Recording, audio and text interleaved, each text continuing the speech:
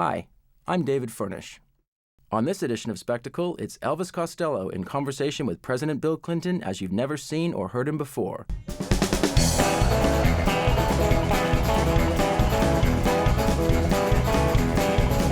Trail rides, 16 coaches long. Trail rides, 16 coaches long. Well, that long black trail got my baby ain't gone. Trail, rolling down the track. Trail, rolling down the track. Don't want no ride, just want my baby back. Got down to the station, I was waiting at the gate. I asked the station master if the train is running late. He said if you're waiting on the 544, I hate to tell you, son, that train don't stop you anymore. This train rolling down the bed. Train, rolling round the bed. Don't want no ride, want my baby back home again. Yeah!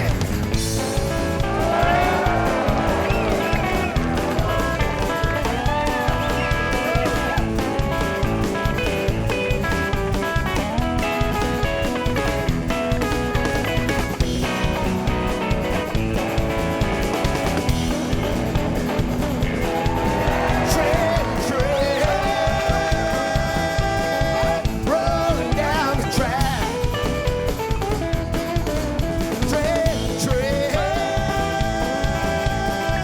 Rolling down the track.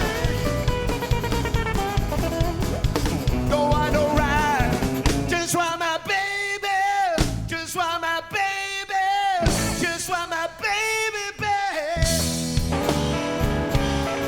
Just want my baby back.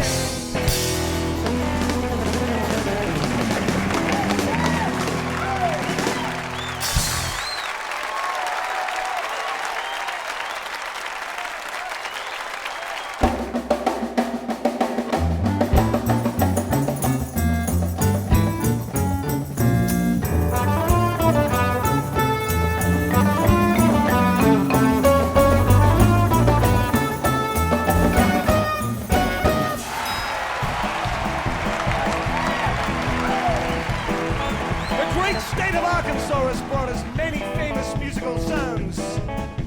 Johnny Cash, Louis Jordan, Carl Perkins, Al Hibbler, Ronnie Hawkins, Glenn Campbell, Al Green, Little Junior Parker, Livon Helm, and Sleepy LaBeef. Take it down. But the guest on tonight's spectacle is a little-known saxophone player from the little town of Hope, Arkansas, who went on to become the 42nd President of the United States. Ladies and gentlemen, please welcome President William Jefferson Clinton!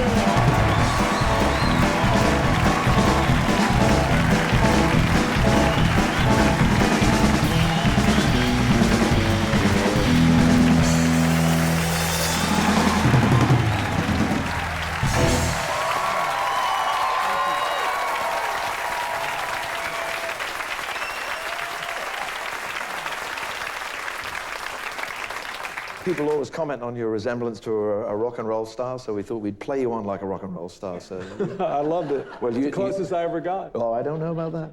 I don't know about that. I know that your staff in the White House nicknamed you Elvis, so I thought you'd be interested to know that the man that was playing a hot electric guitar there is Mr. James Burton, who played for many years with Elvis Presley. So I hope I can shake his hand before I... we will certainly arrange that for you, and also Ricky Nelson, of course. You know. So, Yeah. so I have to ask you, who do you think is the real king? Is it you, him, or me? I'd have to say you because you're the only one that can have any influence on the rest of things. Oh, he was something special, you know. Elvis was something special to you. Something special. I remember Ronnie Hawkins once said to me, "There's no difference between me and Elvis Presley except looks and talent." So were you a little bit put out, sir, when you saw the King hanging out with that old square President Nixon? Was it, you know? No, it wasn't about politics for me and Elvis. I mean, no, but I mean his musical tastes were not yours, were they, President Nixon's? No. But I think he should have played more piano, President Nixon. He played the piano very well. He played the piano on television. Yeah. He, we're here to talk about music, but Nixon's always intrigued me. He was so smart, and he had so much talent, but I think he somehow never really trusted other people. I think he was interested in the mass of people and the mass of humanity and the sweep of history. But in the end, the work you do in politics is measured by whether it helps individual people's lives. And I think that in that sense, it's a lot like music. A lot more like jazz music than classical, though. I think that's very true. You have said that you had a sense of being vocationally a musician when you were young. Was there a moment of particular revelation, an artist that you heard that made you realize that what talents you had in music maybe, or a moment of mortification even about music that made you realize that the sudden discovery that you were able to do things in another way? Well, first, I loved it. I don't think I was ever happier doing anything. Yeah. And I was pretty good when I was a teenager. But I remember looking into the mirror one day when I first started to shave thinking, no matter how hard you work, you'll never be John Coltrane or Stan Getz. You're good, and you could be really good, but you probably won't be that great. And at that time, you couldn't make a living as a saxophone player like Kenny G does today. You couldn't do CDs and occasional concerts and draw massive crowds. Even if you were really great, if you had to do the clubs, you had to stay up all night, sleep half the day. And if you wanted to have a family and a normal life, you really put it at risk making a decision to be a jazz musician. And I would have done it, I think, if I thought I could have been the greatest there ever was, and I knew I couldn't. And I decided with no rational basis, had nobody in my family had ever been in politics, we had no money, we had no connections.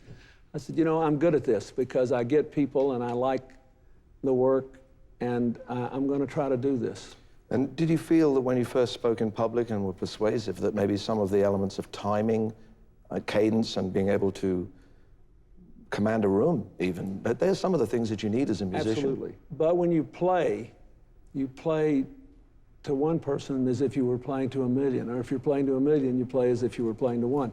That's what a lot of, in modern times, the microphone, all the amplification, and now all this stuff, the technology has only made it more true, all this stuff on YouTube and everything. It destroyed the old-fashioned speaking style, which still dominated politics when I was a boy, where, keep in mind, William Jennings Bryan used to speak for 4 hours, and sometimes use a megaphone, sometimes not even that. There were no microphones. So you had to develop this aggravated style, It was somehow artificial. President Kennedy was a transitional figure. He was good on television and good in the debates. But if you listen to his inaugural address, it still is sort of rhythmic in an almost old-fashioned way. That's true. With carefully chiseled phrases. Ronald Reagan grew up in the movies in a different age and time and just talked to people. And I always found that was more comfortable. I always, once in a while, I'll get into some sort of a rhetorical riff, but usually you talk. And again, I will say it's a lot more like jazz than classical music. There's the notes are the same, those are the words. And you may, I like to speak from an outline or just from memory because you have to ad-lib a little too. You have to know where you are with the audience and in the moment in time. But Governor Jimmy Davis of Tennessee actually wrote "You Are My Sunshine." He wrote "You Are My Sunshine," and he comes from the governorship. He came from a tradition of Southern politicians who were known to pick up the fiddle when their argument rang out. They would persuade their constituents by showing that they had this music in common. Yeah. And I wonder, you mentioned something about the microphone. Let me just say, Robert Byrd of West Virginia, I don't know whether he's nearly 90 now, I don't know if he still plays, but he was quite an accomplished fiddle player, and I never will forget In 1974, when I first ran for office, he came to this big dinner we always had in the Arkansas River Valley, and he played the fiddle. Al Gore's father was an accomplished fiddle player, and at his funeral, when Al spoke lovingly of his father, they also played a recording of his father playing the fiddle at a political event in the 1930s. Yeah.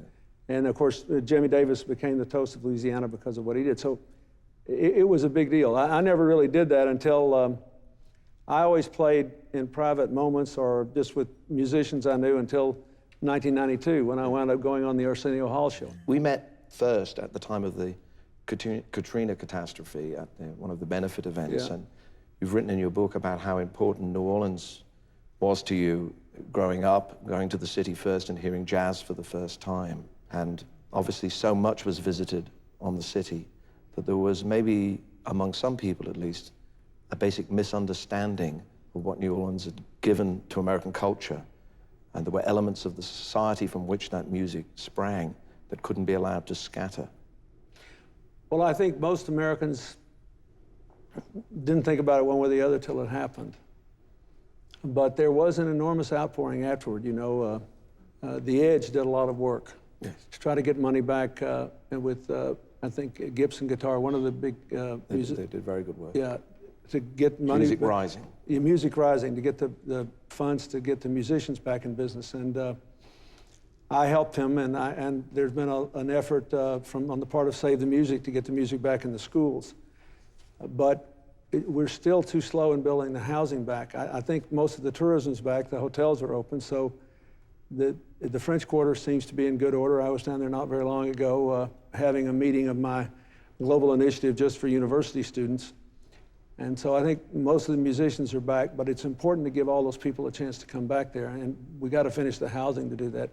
It is a truly unique place in American culture. It is the birth of Dixieland, from which a lot of jazz grew. And when I was a young man, you could still go and hear really good Dixieland music, not just in Preservation Hall, where the old timers still play, many of them way up in their 80s now. But Al Hurt and Pete Fountain had a big club, and they alternated playing there. And didn't they allow you to go into a club to hear music when you were quite young? Al Hurt did. It was one of the. I went down there when I was 15, and my mother and my brother then was 5. So my mother and my stepfather sort of traded off, and this night my stepfather stayed home with my brother, so my mother could take me to Al Hurt's club.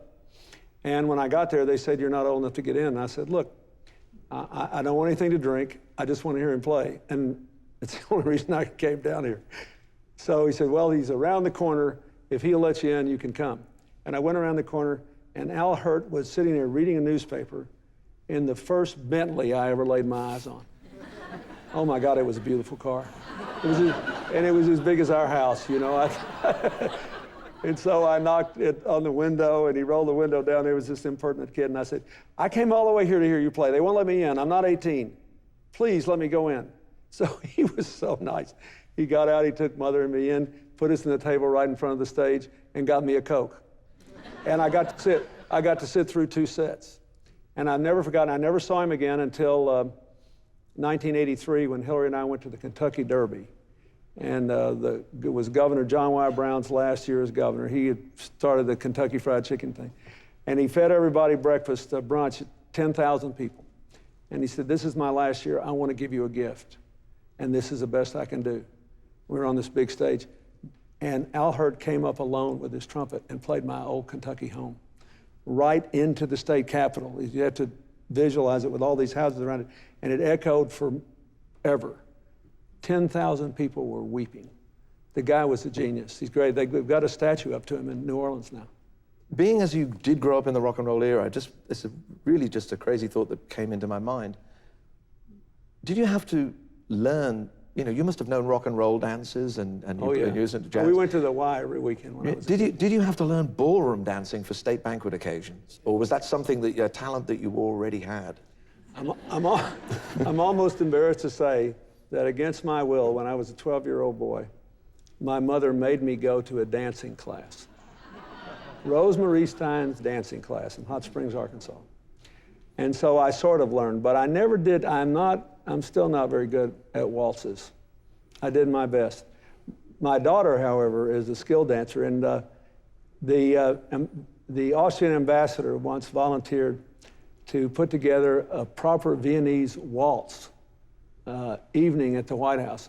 And the Austrians sent over waltz instructors, and Chelsea and all of her friends took instruction and then dressed grandly and proceeded to waltz the night away.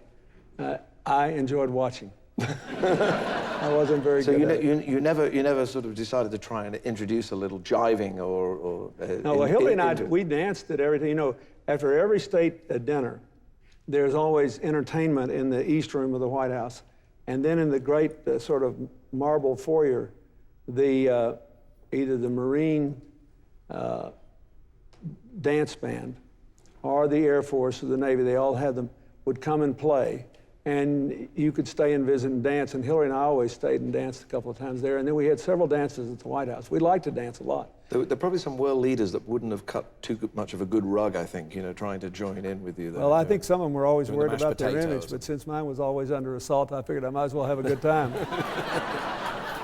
We had a good time. I've been looking into the presidential musical abilities in history, and Thomas Jefferson, as I'm sure you know, played the clavichord, and John Quincy Adams played the flute, and Woodrow Wilson the violin. Your vice president's wife, Tipper, I hear, is an absolutely red-hot drummer. Yeah, good drummer. Yeah. So Really it's a good. pity they didn't all live in the same time, and we should not mock this because, of course, President Coolidge's vice president, Charles G. Jaws, wrote that beautiful melody that became All in the Game.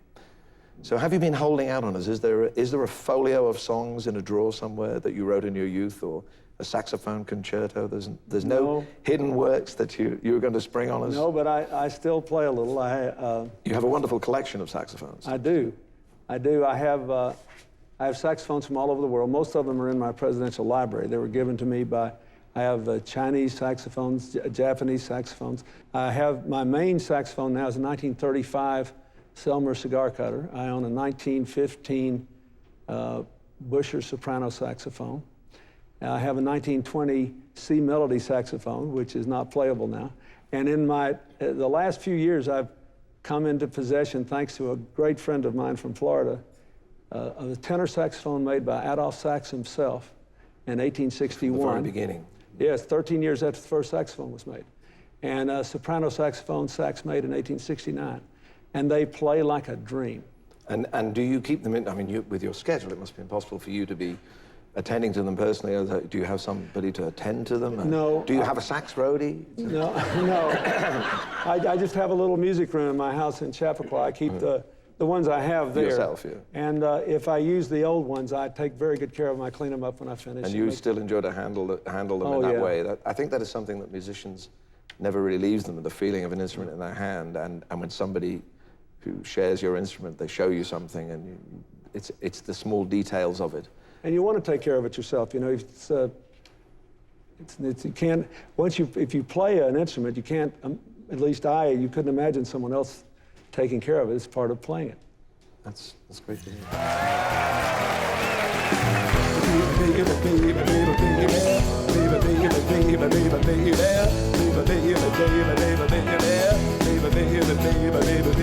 Come back, baby, I wanna play house with you. You may go to college, you may go to school, you may get religion, girl, but don't you be nobody's fool. Come back, baby, come back. Come back, baby, come back. Come back, baby, I wanna play house with you. Well, listen to me, baby, what I'm talking about. Come on back to me, little girl, so we can play some house. Come back, baby, come back. Come back, baby, come back. Come back, baby, I wanna play house with you. Jams!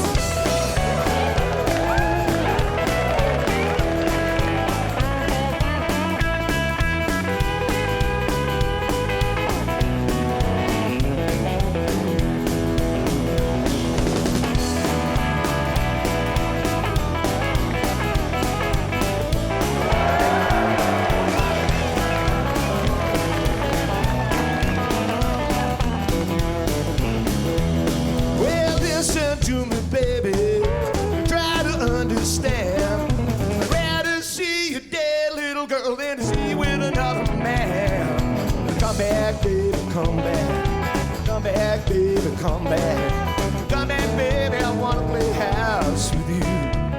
Take it down. Baby, baby, baby, baby, baby, baby, baby, baby, baby, baby, baby, baby, baby, baby. Come back, baby, I wanna play White House with you.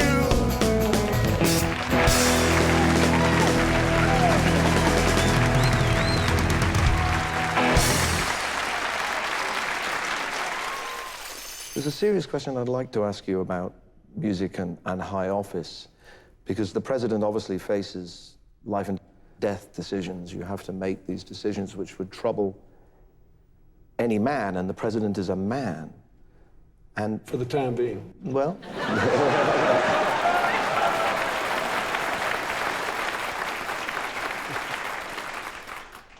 you have to, in yourself, within the office, retain clarity and sanity. And in years gone by, people always spoke of finding spiritual solace in works of philosophy, in poetry, and in prayer.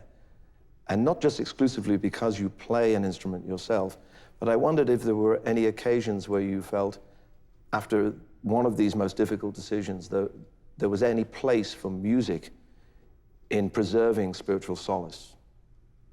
Yes, and also a place in staying in the right place while you were making the decisions. When I was president, I had a private office in the White House, as all presidents do, on the second floor where you live. And I had a great little Bang & Olufsen speaker system there, and a huge array of music that I liked. I had jazz, rock and roll, blues, classical, religious music. And most nights after dinner, I'd go in there and work for 2 or 3 hours, and I'd play the music, and it always helped me to stay in the right frame of mind. And then up on the third floor of the White House, Hillary actually had one of the little rooms there redecorated as a music room for me, and I had my music there, so I could go and play. And I would often do that before or during some particularly tense time, and it always helped. Are there any pieces of music that you particularly associate with that time that you care to share with us, or is that too private a question? No, no, but usually I would play things I've been playing all my life. I'd play, you know, jazz songs, My Funny Valentine. I love that song because it didn't have to have significance to no, the decision. It always had a comment. I never played a song because it fit the moment. I played songs that fit my personality. It made me feel at home again on the horn. You said jokingly once at an event that I was in attendance that you didn't know where you were for a couple of years after you left office because they didn't play a tune when you walked into the room. It's totally disorienting, you know. It's the biggest rush about being president. They play Hail to the Chief every time you walk in the room. Once they do that for 8 years, then literally for weeks afterward, I didn't know where I was because nobody played a song anymore. You think I'm kidding, but it's pretty disorienting. No, I don't think you are kidding. That's how you know you're not president anymore, when there's stone cold silence when you walk in the room.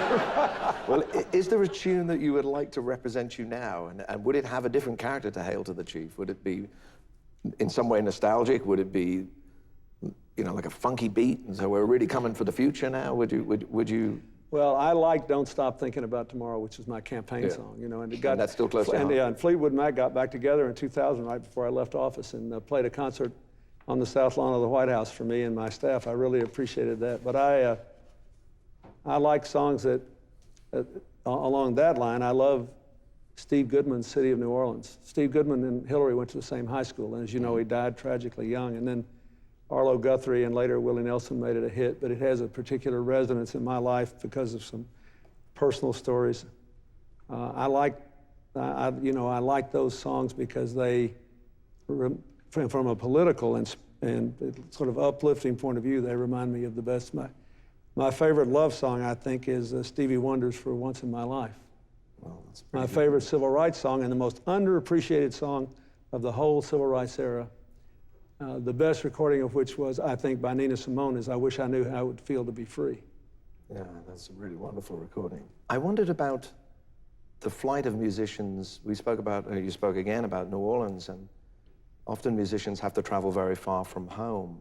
And it's a curious thing. I made a huge, big list of Arkansas musicians, in which I included you. There's a lot of them, along with Martha. Sleepy LaBeef and the Reverend Al Green. And many of them have traveled from their home state, even if it's only as far as Memphis, to make their name. When you were listening to the radio as a young man or as a child, did you take a particular pride in hearing people from your home state? Did you know that they had come and made their name? Did that give you some sense of Well, I knew Al inspiration? Green was, and you know, I got to know him later. He's a massive talent. And of course, you know, I've known Ronnie Hawkins, who's been in Canada for more than 40 years. I used to go here and play when I was in high school. Well, that's when I could pass for older. And Glenn Campbell, I took a particular pride in because he and I were born just a few miles from each other. And he became famous as a singer, but as you doubtless know, he's a terrific guitar player. Incredible guitar player. Amazing. And he now lives in Arizona. And a few years ago, I was out there, I had to give a talk or something, and I was playing an early morning round of golf, and I actually was playing this hole, and I played by his house where he lived. So he came out, and we had a nice visit. I think it's the only time I ever talked to him, but I've always admired him. How about Johnny Cash? Because he's a very famous Johnny Cash was born in Cleveland County. Of course, he's associated with Tennessee, but I got to spend some time with him on more than one occasion before he died. And he, I suppose, was the most influential person ever to come out of our native state. And his people were all from, the Cashes are from southeast Arkansas. He was actually born, I think, and lived on a cotton farm in northeastern part of our state. But I admire him for a whole host of reasons. You very kindly came to speak at a benefit event at the Vancouver General, benefiting the Vancouver General Hospital that my wife Diana Crowell and her sister organized in their mother's name. And I heard you speaking afterwards with the musicians that were playing with Diana, all jazz musicians, and they were very struck by your depth of knowledge of jazz and jazz musicians. I mean, you were not talking of the headline names like Louis Armstrong or Duke Ellington or Miles Davis. You were talking about Ray Brown, who was a towering Greatest bassist. jazz bassist ever to live. But not, you Ella would agree Fitzgerald's with me, I'm husband, yeah. sure, that not a household name, sadly, for many people. And then you went on to say, while talking, and this is a, pardon me for sharing this with everybody, but this is a backstage story with President Clinton. And you said, you know, when I was a young man, I had more subscriptions to magazines like Downbeat than to magazines like Newsweek. And I wondered whether you could think of any administrations that might have benefited from more knowledge of jazz publications. I also, when I graduated from high school, I had more music scholarships than academic scholarships. I was also talking. So no to the administration. No, I think all of them would. I think including ours. And that is the problem with all, when you go there to Washington, what you do as president is a function of about four things. Number one, believe it or not, most presidents really try to keep their promises. President Bush, most of the things that he did that people thought contradicted the compassionate conservative label, he actually talked about very specifically in the campaign. It's just that a lot of people didn't listen. But most people actually try to do what they say they're going to do. And one of the things I was proudest of is a scholar of the presidency and the media, Thomas Patterson, I think is now at Harvard, wrote an article in 1995 saying that I had made more promises running for office than any of the previous 5 presidents. He stopped studying before then and had kept a higher percentage of them. That meant a lot to me. So presidents try to do what they say they're going to do. Then they have to deal with the incoming fire. Nobody asked President Bush how he stood on Katrina or 9/11 because no one knew it would happen. That happens to every president. And then you have to deal with the Congress and the public. Can change Yes, and things that come up that they care about. And if you don't deal with what other people care about, then they have no incentive to deal with what you care about. But the fourth thing that nobody thinks about is how you organize the White House. So we paid more attention to Native American tribal issues in most administrations because I put somebody in charge of it. We really thought about it. We had an Office of Religious Outreach because most of the evangelical Christians in America had been told for decades that Democrats were all heathens. And I thought we ought to show respect for the intersection of religion and public policy. So I think the one thing that being heavily invested in music does for you is it makes you more sensitive to things that other people overlook. Because you cannot be a really good musician unless you see what's on the page besides the notes. You have to feel how the notes have to be played, how the spacing has to occur, when you should turn up the volume and take it down, how you can play it differently than anyone else ever played it. If you do, will you keep the fundamental character of the song? What's your relationship with the composer when you're playing a song? I mean, you see things in a different way, I think, if you've ever taken music seriously. Even if you're not a great musician, if you've just taken it seriously, you see things in a different way. And I think it would help every White House to do that, because otherwise, if you're not careful, you will become riveted and almost frozen in stone and imprisoned by the daily emergencies or the daily stories. And if you do, then a lot of your good intentions will not be translated into real impact in other people's lives. Do you think there's something lacking in the education about music in today's teaching? Sure, there's not enough of it. Because people don't play the piano at home because they don't know how to. But 80%, first of all, 80% of our schools in the last few years, because of the pressures of the No Child Left Behind law primarily, there have been all these financial pressures on the schools. So 80% of them have cut back on history, economics, and political science, along with music and the arts. I think cutting that out is really bad. There's a lot of evidence that shows that people learn more in academic subjects if exposed to music and the arts, if their imaginations are piqued, just like a lot of kids learn math better by interfacing with a computer than they do by looking at a book or listening to a lecture. And it begins even before school age.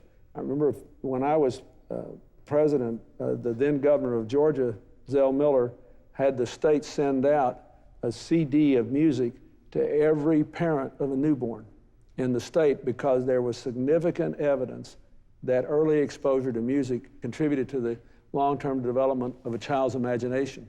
So I think it's a terrible mistake. I think more music should be taught. I think more kids should be offered the chance to learn to play instruments or to sing. It's a complete education that you're asking for, not just being And selected. you never know what other benefits. I'm not sure I could have become president if I hadn't been exposed to music, played in my school band, learned how to compete, learned how to handle defeat, and learned how to channel my considerable emotional energy into, some constructive way, learned the discipline of music as well as the creativity of it.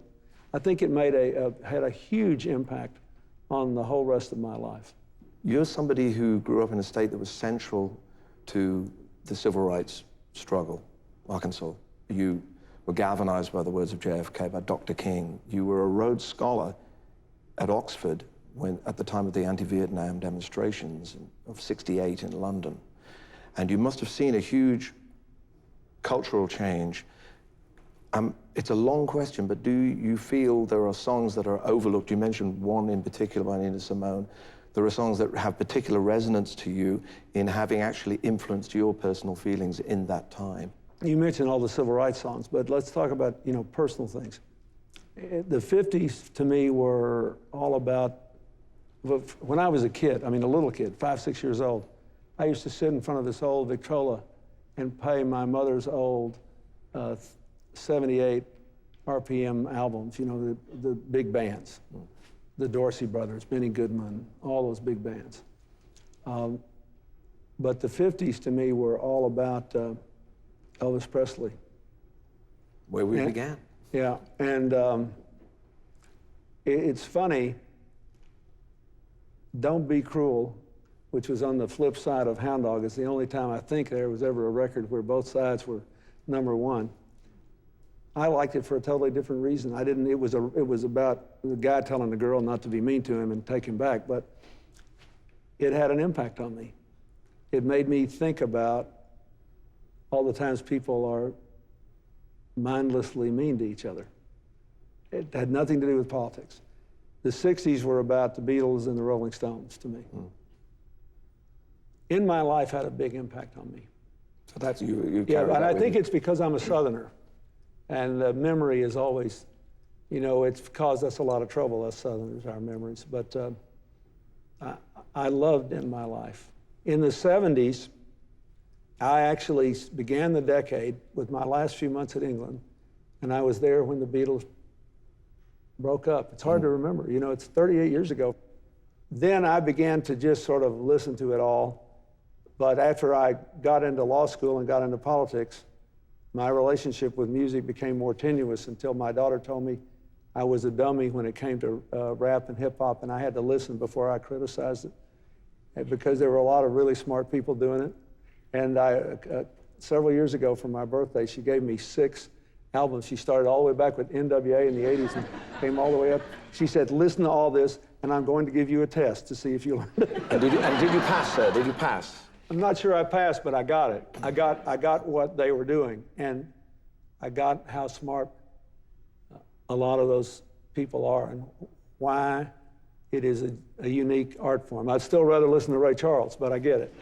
Well, I'm with you there, but it's the aspiration within the song or the piece of music. It doesn't necessarily follow that all music that is gentle or beautiful contains all the most admirable thoughts. Some of the thoughts within superficially beautiful music are superficial. And as you just said, the music that is aggressive and even the breaking of guitars, and I wouldn't be here now if I hadn't done a lot of thrashing and yelling of an electric guitar.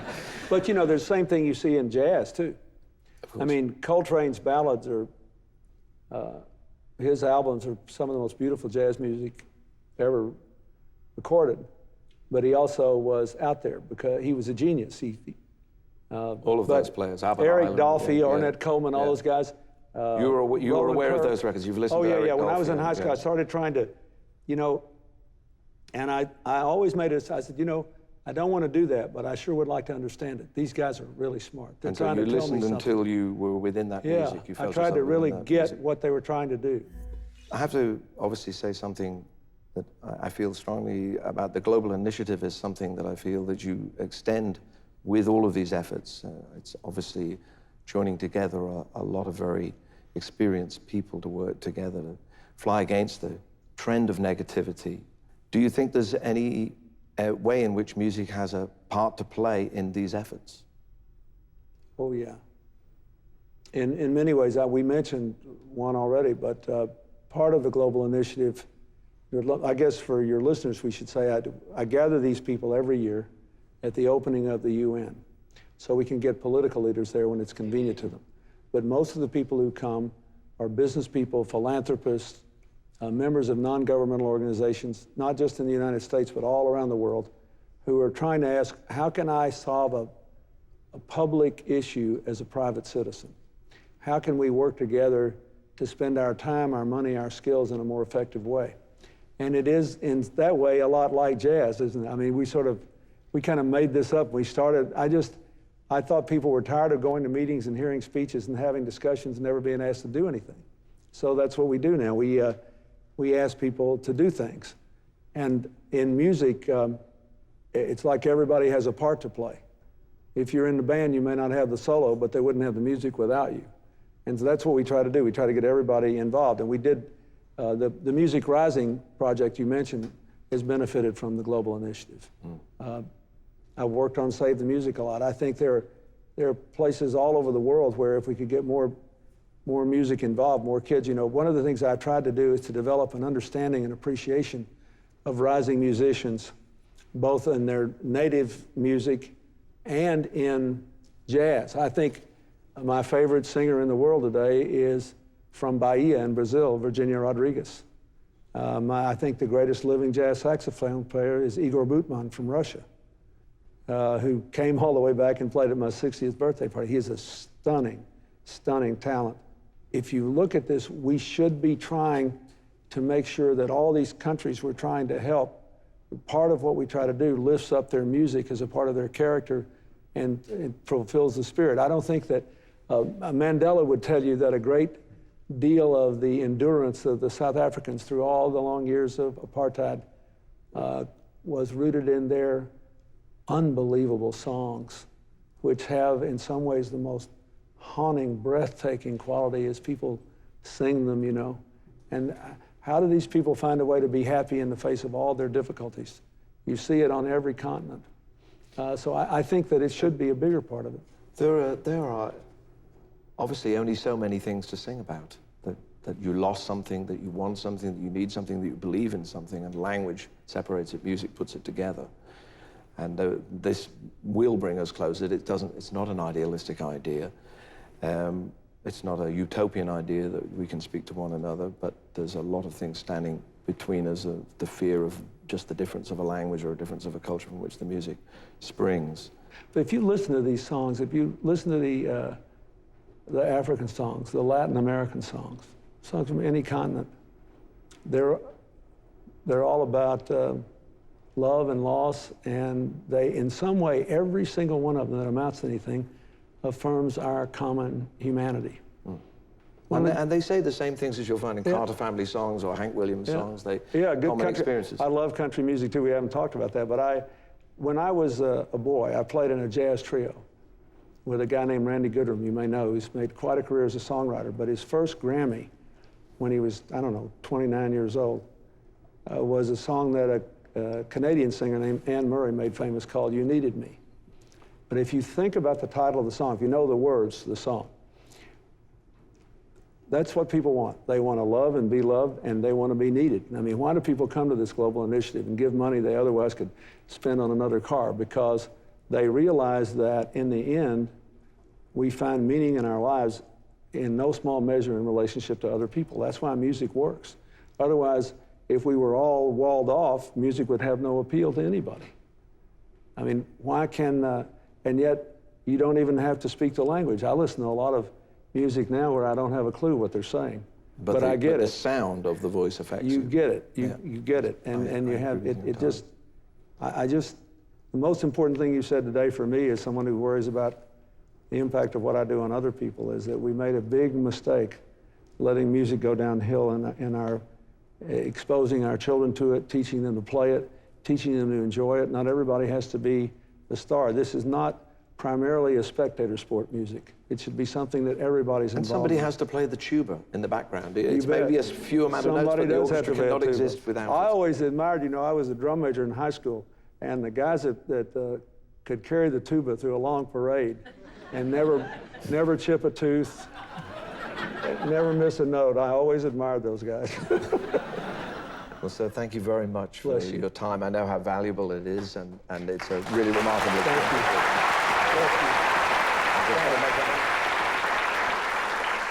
We opened with an Elvis Presley number, so it would not be a true American story if we did not go from Saturday night to Sunday morning and end on some sort of more reflective musical thought. The virtuoso bassist Charlie Haden first appeared on stage singing with his parents' country group at the age of 2, and has picked up that tradition today, recording with his children as the Haden family. But along the way, he has played with Ornette Coleman, as you know, Quartet West, and led the Liberation Music Orchestra. The great Pat Metheny has been at the forefront of jazz innovation for the last 30 years. When not leading the Pat Metheny group, he has been a featured soloist with Jaco Pastorius, Herbie Hancock, and Joni Mitchell. Here, Mr. President, are Charlie and Pat, and the brand new composition asking the musical question, is this America?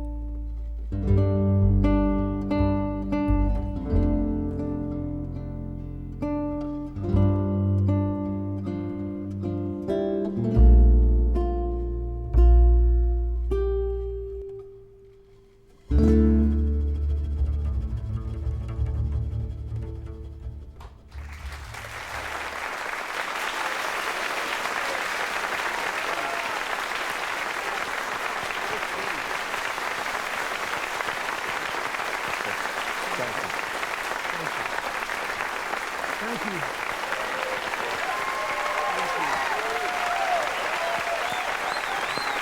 Great job. That was beautiful. Darling, how are you?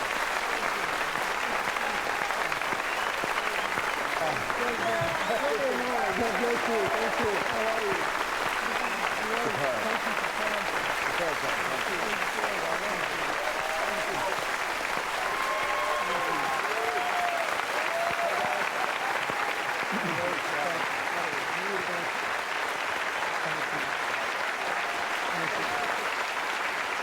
Hi. Hello. Hey. How are you? Great. How you doing? Is it okay? Thank you. Thank you. Thank you. Thank you. File straight down the left wall there. No problem. Have a nice night. Particularly those last two takes, but what a great moment. Just really threw it.